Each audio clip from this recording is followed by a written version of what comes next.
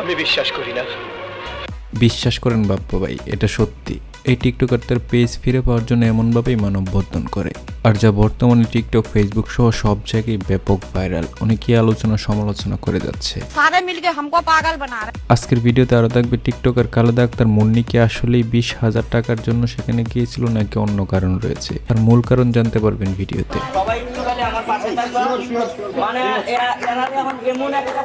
ভাই ওনাদের এই মানববন্ধন দেখে আমি শিহরিত, হ্যাঁ আসলেই শিহরিত। মানে এটা কোনো কথা ভাই? আপনার পেজ উধাও হয়ে গেছে বা কেউ হ্যাক করেছে, সেটার জন্য আপনি থানায় যান, এখানে গিয়ে জিডি করেন বা মামলা করেন, তাহলেই তো তারা পদক্ষেপ নিবে। কেন আপনার এভাবে ব্যানার করে পোস্টার করে মানববন্ধন করতে হবে?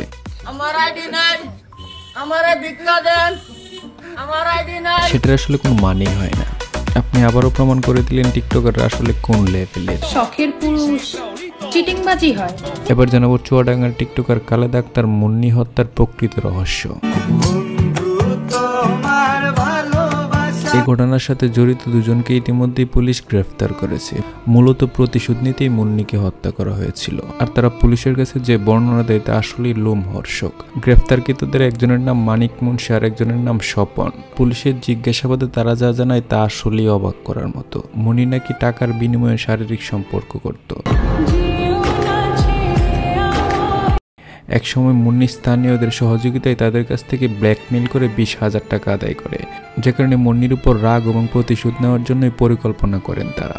গত শনিবার 9 নভেম্বর বিকেলে মোবাইল ফোনে মানিক মুন্সির সাথে সারা রাত 20,000 টাকার বিনিময়ে শারীরিক সম্পর্ক করতে সম্মত হয় মুন্নি। ওই দিন সন্ধ্যায় মুন্নি সদর উপজেলার বোয়ালমারী নীলগঞ্জ পিটিআই মোড়ে আসলে পারভেজ মুন্সি তাকে মোটরসাইকেলে করে নিয়ে যায়। পরে তারা পানবরজের পিছনের জঙ্গলে মুন্নির সাথে পালাক্রমে শারীরিক সম্পর্ক করেন। এরপর পারভেজ মুন্সি ঘটনাস্থল থেকে চলে গেলেও মানিক মুন্সি আরও একাধিকবার শারীরিক সম্পর্ক করে মুন্নিকে 5,000 টাকা দেয়। মুন্নি সেই টাকা নিতে অসম্মতি প্রকাশ করে এবং চিৎকার করে। এরপর মানিক তার পিঠের উপর বসে গলা টিপে শ্বাসরোধ করে তাকে হত্যা করে। স্বপ্নে আমি আমার মরণ দেখেছি। আমার লাশের পাশে বসে কান্না করা মানুষগুলোর মধ্যে তুমি ছিলে না। এখন মুন্নি কেন এমন কাজে জড়িয়ে পড়লো, তার এমন কাজে জড়িয়ে পড়ার কারণ কি সেটা হয়তো অনেকেই জানেন না। মুন্নির আগে এক বিয়ে হয়েছিল, কিছুদিন সংসার করার পর স্বামী বিদেশ চলে যায়। সেখান থেকেই স্বামী জানতে পারে তার স্ত্রী পরকীয়ায় জড়িয়ে পড়ে। তারপরে দেশে আসলে তাদের ডিভোর্স হয়ে যায়। তারপর থেকে টিকটকে এসে নিয়মিত ভিডিও আপলোড করতো এবং ভিডিও বানাতো। সেখান থেকে অনেকের সাথে তার পরিচয় হয়। সেই পরিচয় থেকে অনেকের সাথে সম্পর্কে জড়ায় মুন্নি। আর একটা পর্যায়ে সে টাকার বিনিময়ে এসব করে বেড়াতো।